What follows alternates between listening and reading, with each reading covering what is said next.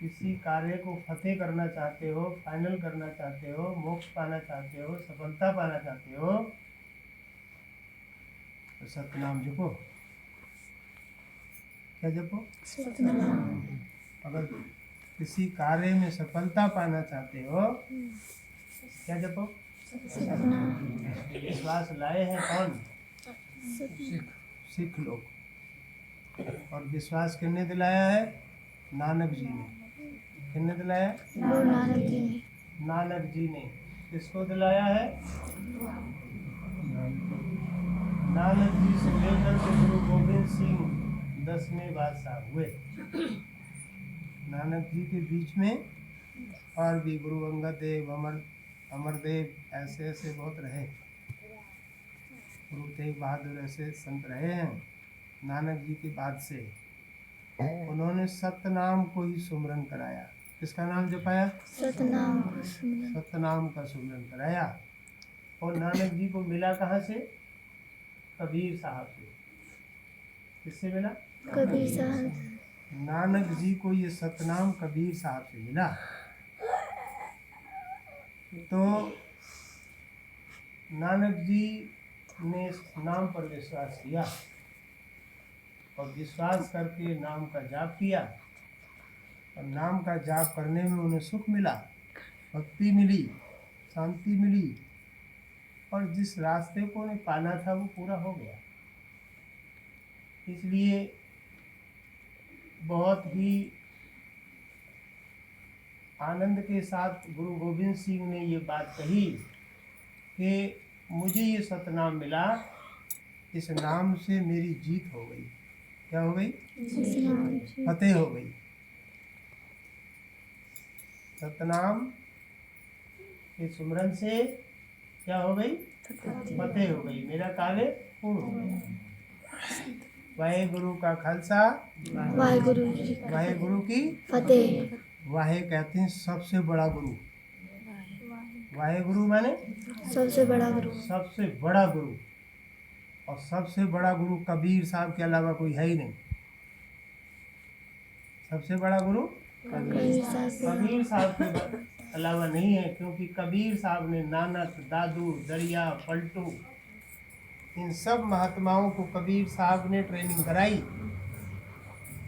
काई की? सतनाम की।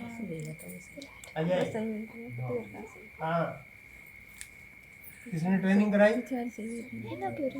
तो कबीर साहब ने कराई। नानक को, दादू को, दरिया को, पलटू को, धर्मदास को, तत्वा को, जीवा को, कमाल को, जितने लोगों को ये सतनाम का सुमरन कराया, उनको जीवन में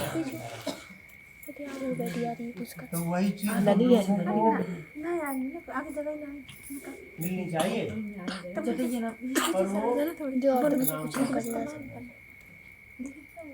इसलिए सतनाम ध्यान से सुनने की बात है। बाद में चाहे कुछ करते रहना, लेकिन सुन लो। कम से कम एक बार ये तो समझोगे कि कोई अच्छी पढ़ाई पढ़ाई लेकिन हम पढ़ नहीं पाए। क्यों? तो सतनाम है वो सतपुरुष परमात्मा का। सतनाम किसका नाम है? सतपुरुष परमात्मा का नाम है। और उस परमात्मा से बड़ा कोई परमात्मा है ही नहीं। वो सबसे बड़ा सतपुरुष परमात्मा है। और सतपुरुष परमात्मा का बेटा कौन है? बताओ आप सब में से। नहीं, सतपुरुष परमात्मा के बेटा का नाम है निरंजन। क्या नाम है? निरंजन। निरंजन। और सतपुरुष के नातियों का क्या नाम है? जानना चाहिए। सतपुरुष के नातियों का नाम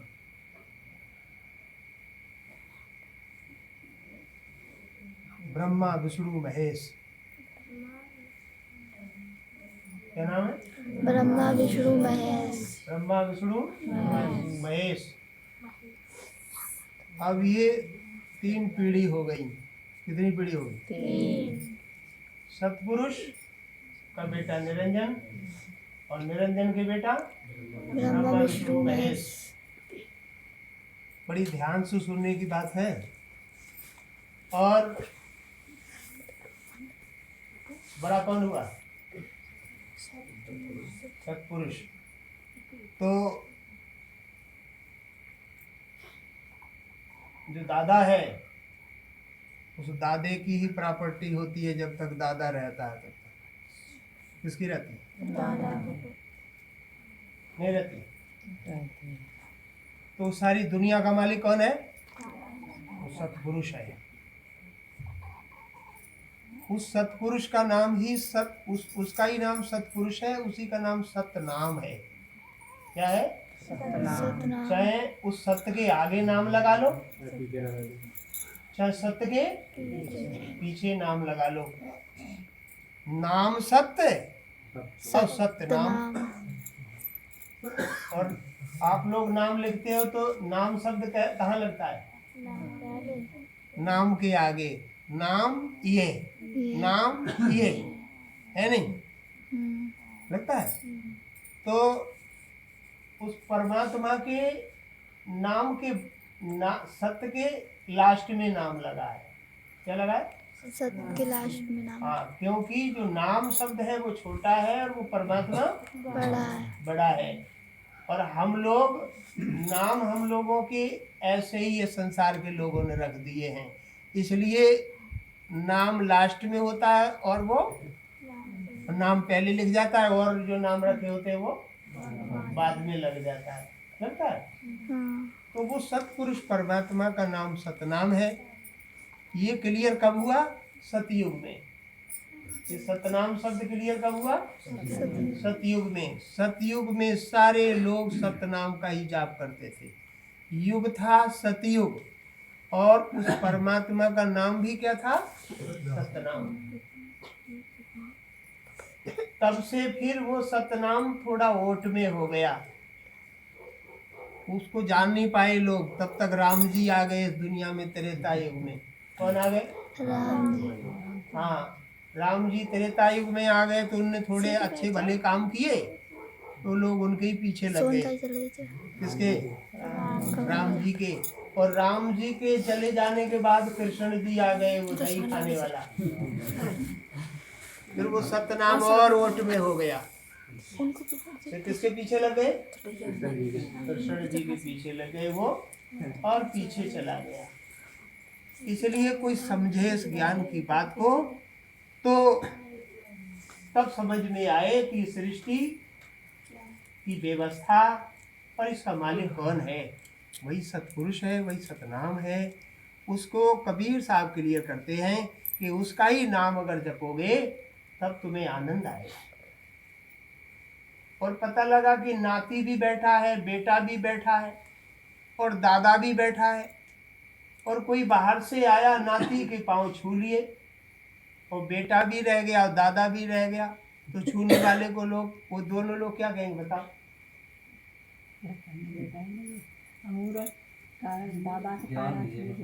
हाँ, कहेंगे इसको समझ नहीं है। और दादा बेटा नाती बैठे और दादा के पांव छू के बैठ जाए तो दादा के छू ले तो दादा के आने वाला छू ले और बेटा नाती रह जाए तो दादा के छू लिए, ज्ञान है सर। हाँ, तो हम लोग किसके पीछे हैं? हम लोग दादे के पीछे हैं। किसके? उस मालिक, उस सत्पुरुष की भक्ति करते हैं तो ये बेटा नाती अपने आप राजी हो जाते हैं। नहीं हो जाएंगे? अपने आप ही राजी हो जाएंगे, क्योंकि हमने बड़े की तैयारी की है, बड़े की सेवा की है, बड़े का नाम लिया है। बड़ा तो बड़ा ही अधिकारी होता है, नहीं होता है। इसलिए ये कबीर साहब का जो ज्ञान है ये बहुत गूढ़ ज्ञान है और बड़े कठिन ज्ञान है। लेकिन इससे हटने के बाद समाज, देवी देवता, भैरव भोपा जाने कहाँ कहाँ पड़ो है। हाँ, कहीं चौराहे को पूज देगा, कहीं तिराहे को पूज देगा, कहीं अंडुआ को पूज देगा, कहीं पीपल को पूज देगा, कहीं बरगद को पूज देगा, कहीं तुलसी को पूज देगा, कि घर में पत्थर ही रख के पूजने लगेगा।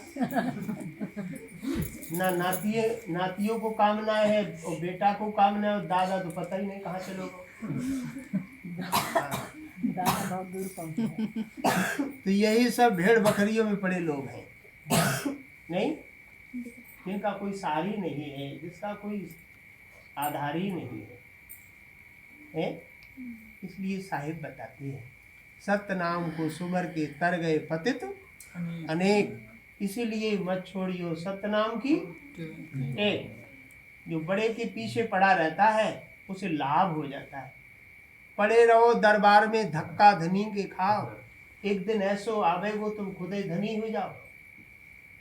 मालदार के गेट पर तुम पड़े रहो, पैसे वाले के, अगर एक दिन नहीं आएगा, भूखे एक दिन रह सकते हो, दूसरे दिन नहीं आएगा, कभी तो वो पैसे वाला घर पर आएगा अपने।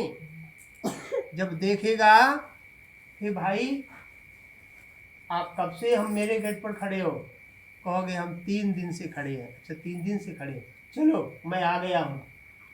तो बड़ा पैसे वाला व्यक्ति माल खिलाएगा, नाश्ता अच्छा कराएगा, कराएगा नहीं तो भोजन पानी भी बढ़िया कराएगा, ये व्यवस्था अच्छी करेगा। और कंगाल के गेट पे पड़े होगे तो उसको खुद ही खाने को नहीं है, क्यों? उसके खुद खाने को नहीं, क्या खिलाएगा?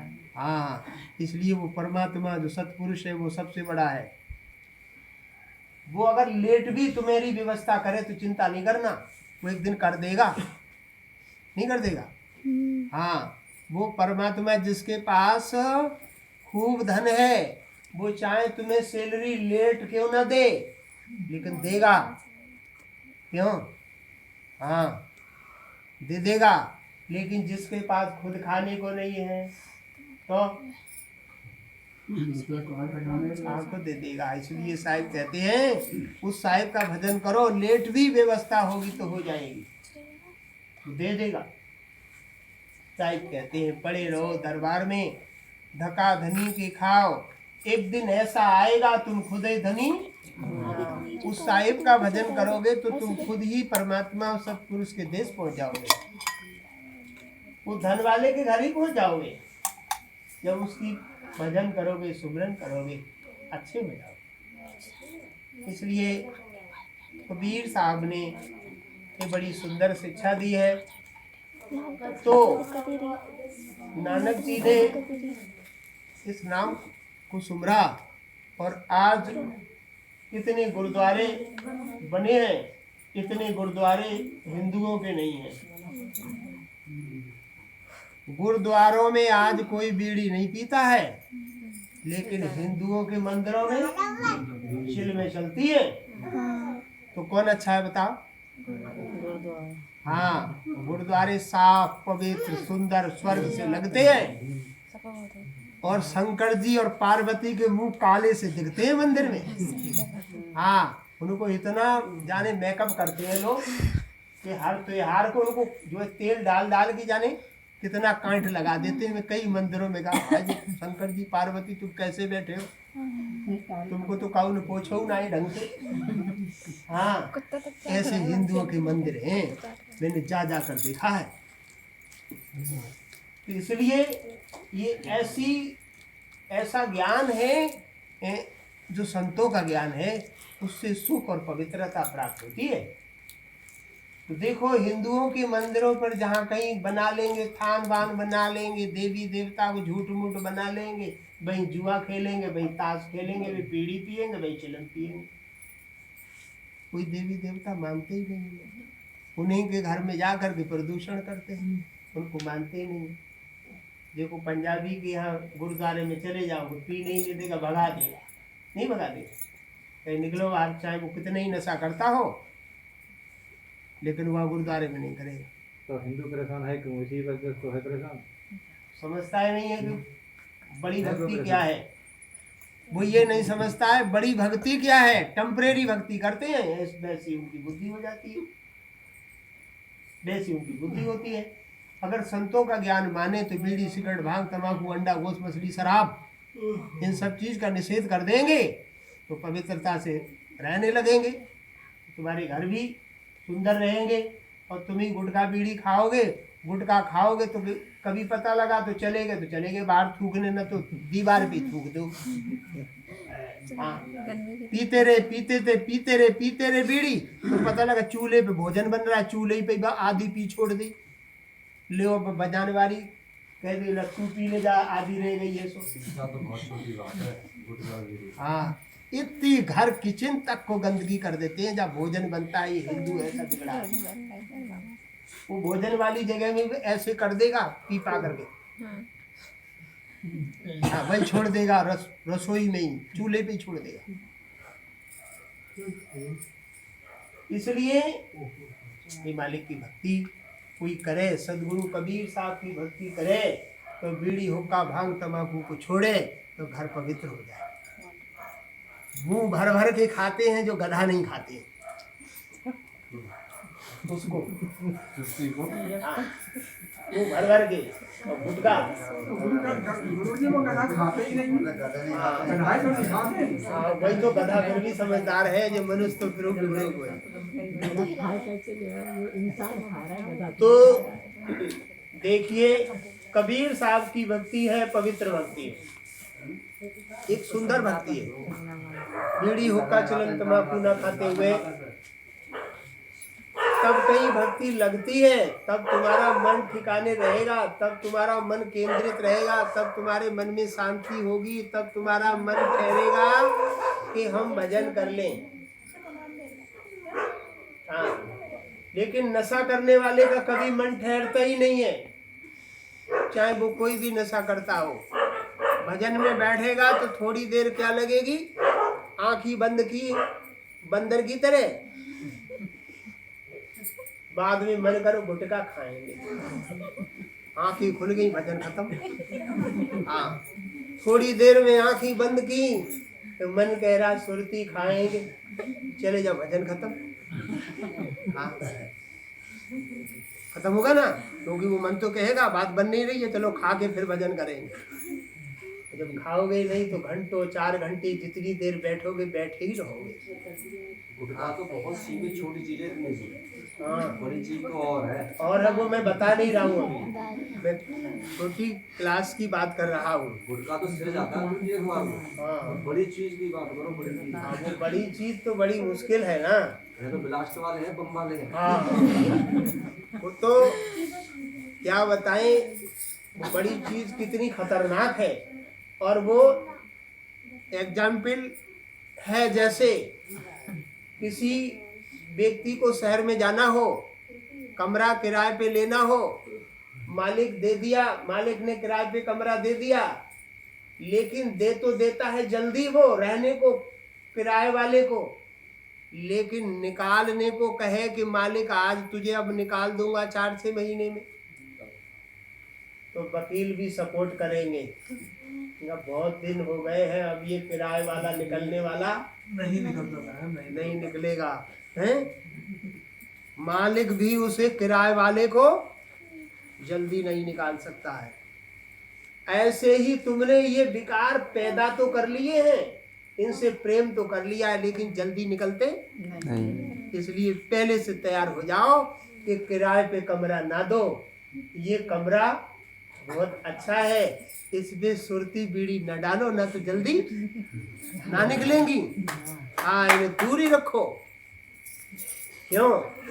हाँ, इसलिए जो होशियार लोग होते हैं वे जल्दी किराए पे कमरा ना देते हैं, नहीं देते हैं, चाहे खाली पड़े रहे, कहीं झंझटी आ गया तो हाँ, तो ये सब झंझट है। बीड़ी हुक्का चलन तम्बाकू के।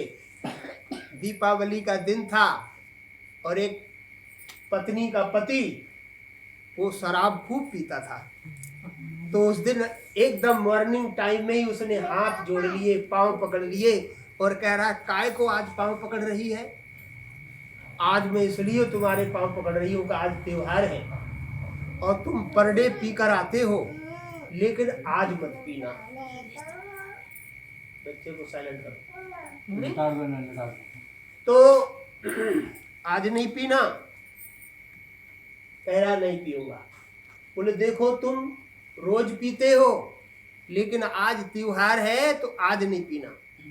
आज अगर पी आओगे तो जितना मटेरियल बनेगा, गुजिया बनेंगी, कचौड़ी पकौड़ी सब बनेंगी, खीर पूड़ी बनेंगी, ये तुमको अगर ज्यादा नशा हो गया तो तुम मुझे भी गाली दोगे और बनाया बनाया भोजन भी फेंक दोगे। ना मैं खा पाऊंगी, ना मेरे बच्चे खा पाएंगे और ना तुम खा पाओगे। इसलिए मैं तुम्हारे पांव पकड़ रही हूँ और तुम आज नहीं खाना। अरे कैसी बात कर रही है, क्यों खाऊंगा आज? नहीं खाऊंगा, नहीं पीऊंगा, ऐसे कहने लग गया। अच्छा, लेकिन बेचारी को विश्वास नहीं आ रहा है कि ये रुक कैसे जाएगा। जब रोज नहीं रुकता है तो आज कैसे रुक जाएगा। इतने में उसने कहा कि सुनते हो, एक मेरी रिक्वेस्ट है कि आप मेरे पास ही रहिए और मैं गोल गोल बनाऊंगी पूड़ी, और पूड़ी वाले में तुम खोया भरना और तुम उसको बंद करते रहना।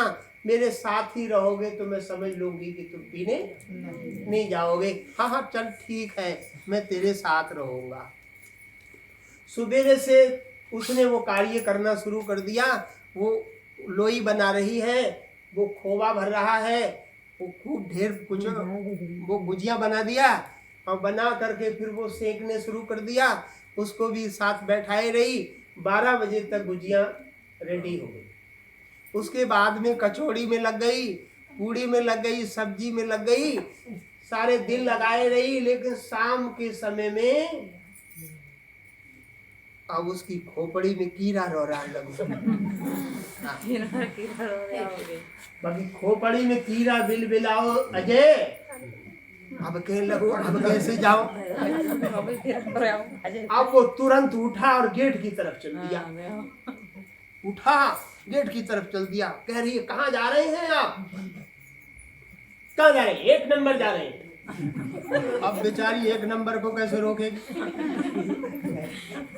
1 नंबर जा रहे हैं। निकल गया गेट से, आउट हो गया। अब वो 10 मिनट तक तो इंतजार करती रही, 1 नंबर करके आवे।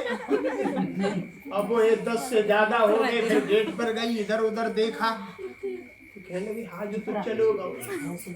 जो 1 नंबर नहीं करने गया था, ये तो सीधा दुकान पे ही गया है। देखो, सारे दिन काम कराने के बाद भी वो उसके माथे में वो बैक्टीरिया बिलबिला रहे हैं। हाँ हाँ, अब वो दौड़ते दौड़ते भागते भागते गया वो दुकान पर।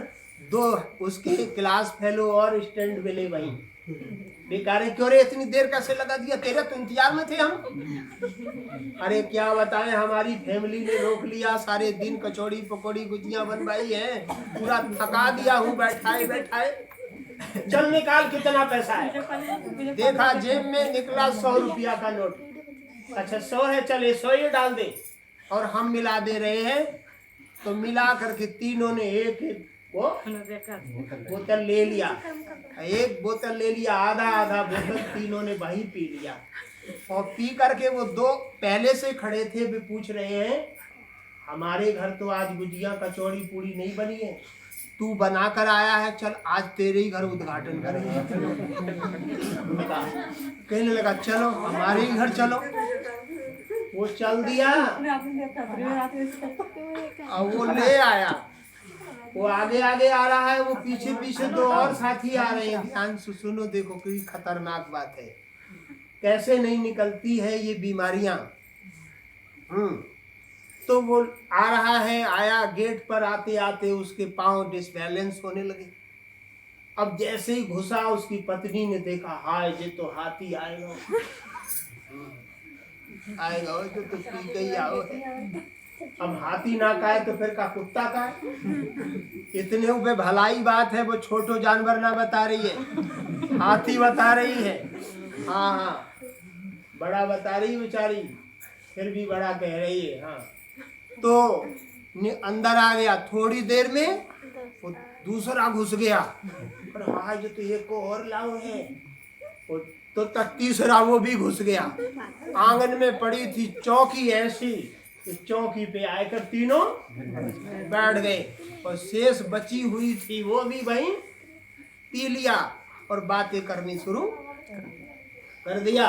अब वो पहले जो साथी हैं वो कह रहे हैं मंगाना गुजिया, गुजिया मंगा भैया भैया भैया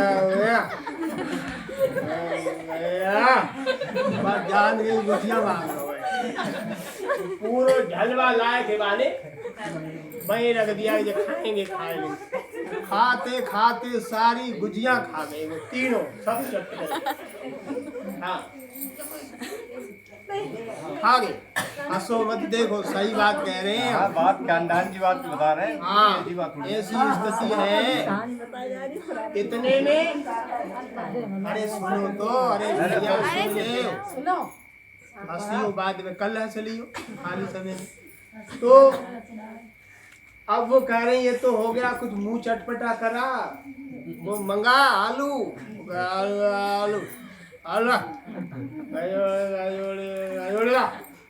माने अचौड़ी कचौड़ी सब आलू आलू ला के रख दिए लो खाओ खाए खाए सब खा गए अब खा करके जब कचौड़ी पकौड़ी गुजिया और भीतर जो पेट में गई टिंचरी और जब आप मिक्सिंग मशीन चली पेट में यो जब पेट में खटर फटर भाई और एकदम से मुंह में हो करके बैग भाई यो बैग भाई तो बोला अब पूरे फर्श पे जो है खोया ही खोया ये क्या हाल होगा घर का हाँ थोड़ी देर में दूसरे उन्हें करी हाँ अब पत्नी बोली हाँ जा चीजी बारी गई एक तो हमको कुछ खाना ना मिलो तो पूरे आंगन में खोया खोया जा कौन बटोरे उन्होंने पूरे फर्श में जो है खोया ही खोया हो गया है कहने लगी हाय परमात्मा जाए कौन साफ करेगा हे मेरे मालिक तो तक कुत्तन ने जानी कि हमारी लैंग्वेज में कौन बोल रहा है हमारी भाषा में बोल कौन रहा है तो कुत्ता हाँ हाँ करके बाद घर में घुस गए अब घर में घुसे तो कुत्तन ने अपनी आवाज में आवाज लगाई कि माल बहुत है जल्दी आ जाओ पूरे गांव के कुत्ता भागे घर में घुस गए सब कुत्तों ने सब जो है क्लीन कर दिया आंगन बैठी बैठी किचन में कह रही है मेरे परमात्मा तू बहुत बड़ो है जो डॉग ना भेजे होते तो आंगन कहाँ तक संभालती इतने में माने साफ कर दिया कुत्तन ने पूरा साफ किया और कुत्ता बोले आखिर ये बताओ ये खोया फैक्ट्री को स्रोत कहाँ तो निगरो कहाँ से वे तो पड़े थे वहीं चौकी पर टेढ़े मेढ़े ढूंढते ढूंढते वो इंडिया गेट मिल गया जहां से खोया निकला था और पूछते पूछते पूछते कुत्ता वहीं पहुंच गए मुंह के पास मुंह चाटन लगे हैं और वो चटवाने वाले कह रहे हैं मजा आ रहा कि अच्छे मुलायम रूमान से पूछ ये खुरखुरे से क्यों पूछ रहा है जी खुरखुरी लग रही है ये जान रहे हैं कोई परिवार को आएगा उसको मुंह पूछ रहे हो हमारे परिवार का कोई नहीं है बेव परिवार ये माने जा कोई अंतर नहीं है हाँ इतने में कुत्तों ने कहा जब इतना मटेरियल हमको इन सब ने खिलाया है बड़ी हेल्प की है हमारी तो इनकी भी कुछ सेवा करनी चाहिए हमारा दायित्व बनता है उन्होंने कहा कि कोई संक्रामक रोग ना लग जाए इसके तो उन्होंने टांग उठाए के जब स्प्रे करी तो उनने सारी टिंचरी की स्प्रे कर दी तो वो ये कह रहे हैं ये ऊपर से छिड़क रहा है जरा प्याले से पिया उनको अभी ये पता है हमें कुछ पियाओ जाए रोए हाँ ऐसा हाल हो जाता है संसार के लोगों को अपना मनुष्य जीवन कैसा नर्क कर लेते हैं इसलिए कबीर साहब कहते हैं अवगुण कहूँ शराब का बुद्धि हो तो सुन ले मनुष्य से पशु भय पैसा गांठ का देव तो इसलिए इन चीजों से आदत जब पड़ जाती है तो बहुत जल्दी निकलती नहीं है लेकिन हाँ निकलती है कब यदि किसी संत गुरु से ज्ञान ले लोगे तब और ज्ञान लेकर जब सतनाम का सुमरन करोगे तब जब सतनाम का मन से सुमरन करोगे तो ये जो ब्लड में बैक्टीरिया तुम्हारे घुस गए हैं बाहर से जब शुद्ध ऑक्सीजन माइंड में जाएगी जब जाएगी तो लंग्स में जाएगी और लंग्स से जाकर हार्ट में जाएगी और हार्ट से जाकर फुल बॉडी में जाएगी ऑक्सीजन क्या जाएगी? ऑक्सीजन। जब शुद्ध ऑक्सीजन जाएगी, ये शुद्ध ऑक्सीजन तुम्हारे ब्लड में जितने गंदे कीटाणु हैं उनको धीरे धीरे मार देगी। क्या कर देगी? मार देगी। तो गंदे कीटाणु खत्म हो जाएंगे और धीरे धीरे एक दिन ऐसा होगा वो पीने का मन नहीं करेगा। वो तो बहुत लग रहा है यार। तो ऐसे ही जिस प्रकार से खेती में कोई कीटाणु लग जाते हैं तो दवाई छिड़की जाती है, ऐसे मनुष्य के जीवन में अगर दुर्गुण पड़ जाते हैं तो कोई बढ़िया से भजन करे ना, तो बढ़िया से अगर भजन करे तो सारे जितने विकार है वे सब खत्म हो जाते हैं। कैसे? भजन करने से। क्यों? कि जब सांस से भजन करोगे, जब लगन से भजन करोगे तो सारे कीटाणु खत्म हो जाते हैं। ये भजन से शरीर की सफाई होती है। जैसे साबुन से कपड़े की सफाई होती है, कपड़े की गंदगी साबुन से निकल जाती है और हमारे मनोविकारों की गंदगी भजन करने से निकल जाती है। ये फ्री की दवाई है, लेकिन रोज करोगे तब, धीरे धीरे करोगे, एक दिन मन करने लगेगा चलो छोड़ो बहुत दिन हो गए, अब अच्छी नहीं लगती है। क्यों नहीं अच्छी लग रही है? कि तुमने भजन किया इसलिए अब तुम्हारा मन चेंज हो रहा है, मन क्लीन हो रहा है, फिल्टर हो रहा है, इसलिए अब मन खाने को नहीं करेगा, पीने को नहीं करेगा। और भजन ना किया तो करेगा ही, तो करेगा ही। इसलिए कबीर साहब कहते हैं नाम लिया तो सब लिया, सब वेदों का भेद, बिना नाम नरक में चले गए, पढ़ पढ़ चारों वेद। नाम लेने से सारे काम बन जाते हैं। नाम लेने से, नाम लिया तो सब लिया, नाम जपने लगे तो सारा काम बन गया। नाम लिया तो सब लिया, सब वेदों का भेद, बिना नाम नरक में चले गए। कहाँ चले गए? जिन्होंने भजन ना किया वे ऐसे दुर्गुणी लोग कहाँ चले गए? नरक में चले गए। और इस नरक से बचना चाहते हैं तो भजन करो, नाम जपो। इतनी सुंदर बात है। एक कबीर साहब की शिक्षा है। नाम लिया तो सब लिया, सब वेदों का भेद, बिना नाम नरक में चले गए, पढ़ पढ़ चारों वेद।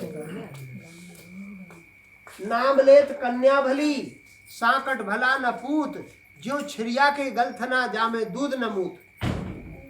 अगर किसी ने एक बेटी को जन्म दिया है, एक बेटा को जन्म दिया है, और बेटा मांसाहारी और शराबी है, और बेटी परमात्मा का नाम लेती है, तो माता पिता को कौन देखेगी?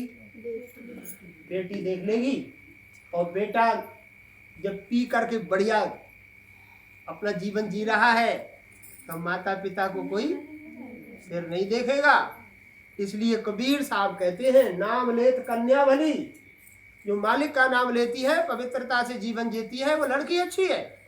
और शराब पी करके जीवन जी रहा है वो लड़का लड़की से छोटा है, उसका आचरण अच्छा नहीं है, वो माता पिता को नहीं देखेगा, वो सेवा नहीं करेगा, उसी की कोई सेवा कर दे। इसलिए कबीर साहब कहते हैं नाम लेत कन्या भली, साकट भला न पूत, जो छिरिया के गलथना, छिरिया माने बकरी के गले में क्या होते हैं?